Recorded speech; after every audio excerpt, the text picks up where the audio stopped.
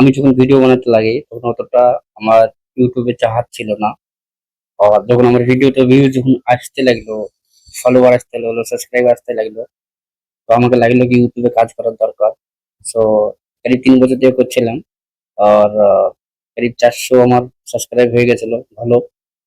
আচানক যখন আমার মন হইলো তখন আমি ৩-৪ হাজার এটাতে ৩ হাজার টাকাতে আমি একটা মাইক কিনেছি, স্ট্যান্ড করে কিনেছি, কি আমার ইন্টারেস্ট চলেছিল ভিডিও বানানোর জন্য।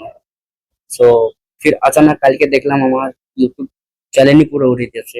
তো আফসোস আর রাগ হচ্ছে, বাট কোনো আমার ভাল লাগছে না কি এতটা মেহনত করার পর, আমি এতটা খরচা করার পর ফির আমাকে আবার স্টার্ট করতে হবে।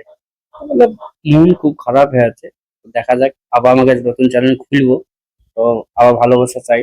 আমার আরেকটা চ্যানেল আছে যেটাতে আমি পলিটিক্স নিয়ে কথা বলি, সেটাতে এখন ৩০২ সাবস্ক্রাইব আছে। সেটা ঠিক আছে, সেটা কোনো প্রবলেম নাই।